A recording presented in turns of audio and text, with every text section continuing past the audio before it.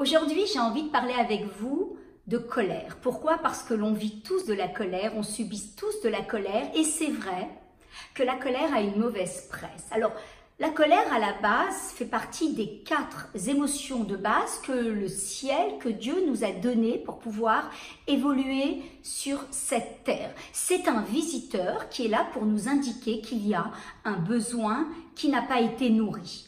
Cette colère, elle indique qu'une règle a été froissée, qu'une norme a été froissée, une norme qui est très importante pour moi et il va falloir que je le mentionne, que je le dise à l'autre. Jusque-là, la colère est saine et on appelle ça une émotion intelligente. Quand on parle d'émotion, on parle d'intelligence émotionnelle parce que nos émotions ont toujours un message intelligent à nous passer. En même temps, lorsque cette colère va être débordante, elle va être inefficace et peut même mener à une forme d'agressivité. Pourquoi? Qu'est-ce qui se passe à ce moment-là? Le coléreux pense que l'autre ne comprend rien et que tout est sa faute et il va finalement imposer une communication par l'agressivité. La base en réalité de la colère, c'est l'orgueil. L'orgueil, c'est qu'on pense que tout est de la faute de l'autre et lui s'installe dans une forme de victimisation.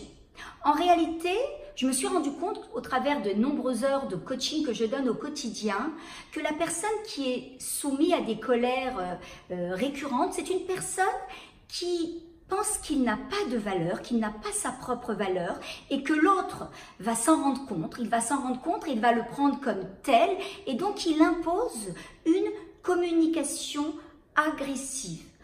Quand on regarde un petit peu les conséquences de la colère, une personne qui va vivre de la colère, c'est 5 heures on va dire, c'est 5 heures de perdu. Pourquoi?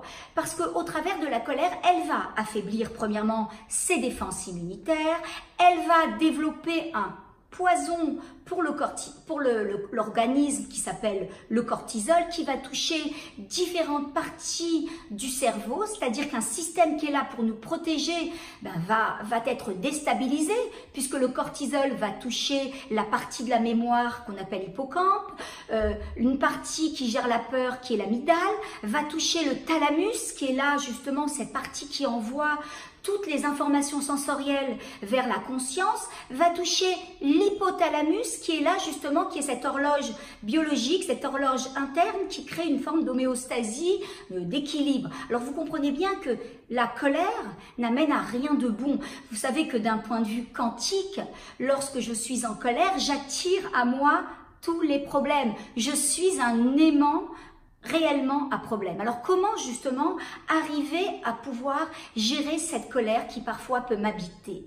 Quand on voit que c'est quelque chose de récurrent, il va falloir quand même se poser la question et se regarder en face et faire un stop, se taire, observer patiemment et se dire bon, pourquoi est-ce que je me retrouve le plus souvent dans des situations où je réagis par la colère?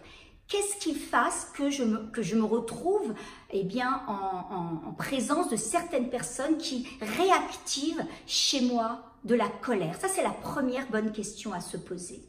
Et la deuxième question à se poser, c'est en fait, quelle blessure ça réactive chez moi? Quelle blessure? Peut-être une blessure de l'enfance, peut-être une blessure lorsque j'étais adolescente. Quelle blessure ça réactive chez moi? Vous le savez très bien, tout ce qui n'a pas été compris revient sous la forme du destin. Donc toute la question, c'est de pouvoir répondre à ces questions et peut-être jouer ce qu'on appelle faire un autoparentage. C'est moi, cet adulte qui est devenu aujourd'hui adulte, qui va peut-être s'adresser à cet enfant ou à cet adolescent qui a peut-être au cours du temps, enfui des colères et des colères. Donc revenir en se posant des questions, 2 questions essentielles. Qu'est-ce qui fasse que je me retrouve sans cesse confrontée à des colères pour pouvoir réagir comme ça, comme une pile? Et quelle blessure ça réactive chez moi? En tous les cas, je vous souhaite sur ces belles paroles une très très belle semaine. Vous savez que vous pouvez me retrouver sur YouTube, sur Instagram et sur les réseaux. Nous nous quittons jamais puisque je suis toujours là. Vous pouvez me questionner. Je vous dis à très bientôt. Très belle semaine à vous. Au revoir.